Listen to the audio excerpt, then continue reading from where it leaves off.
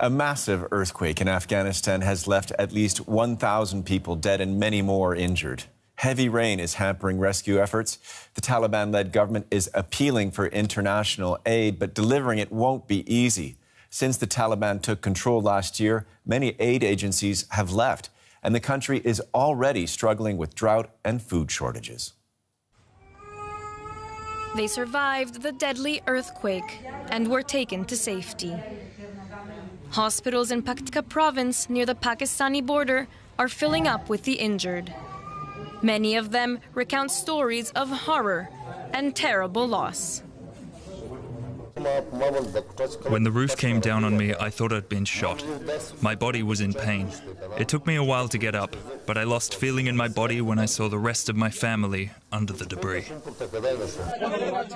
People digging with their bare hands through the rubble in the hopes of finding someone still alive or to recover their dead.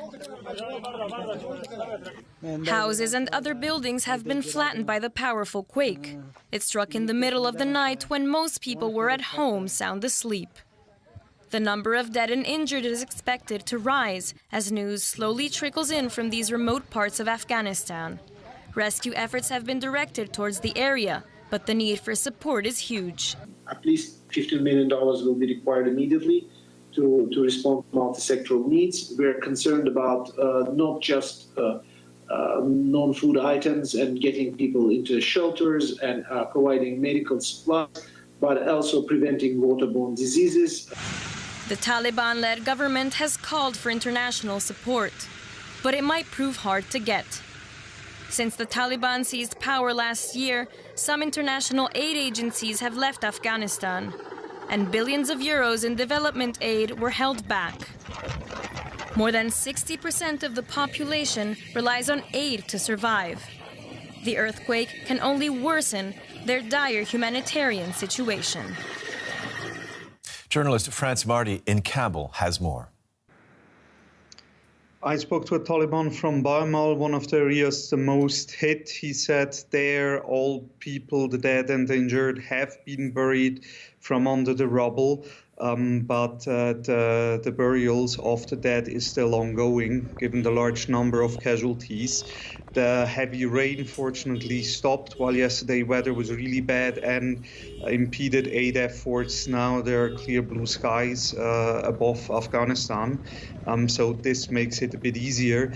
More ambulances and some helicopters, in addition to the ones that already were dispatched yesterday, reached areas. So the aid effort is ramping up. Afghanistan, as we know, is a country that is already on its knees. Is the Taliban-led government equipped to deal with such an emergency?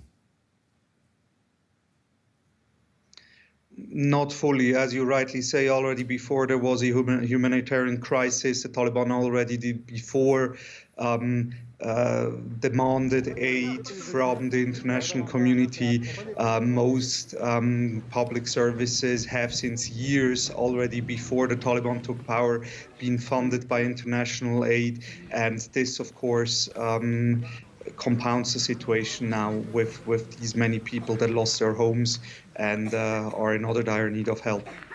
And the Taliban are now calling for international aid. Are the aid agencies and the governments that stopped sending money perhaps inclined to change their minds and help out this time, do you think? Any indication of that?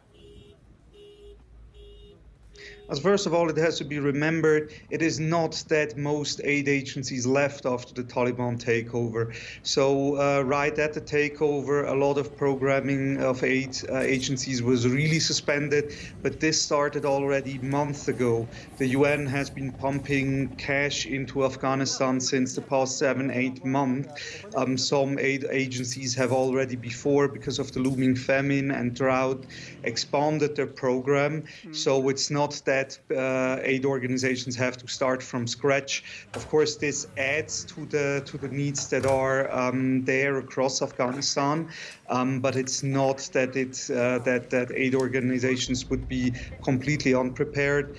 And the Taliban today, for example, stated that Qatar and Iran already sent planes with aid to Afghanistan, and that Pakistan dispatched a convoy with aid material over land.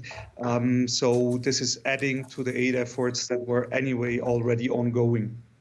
Okay, France Marty reporting for us from Kabul.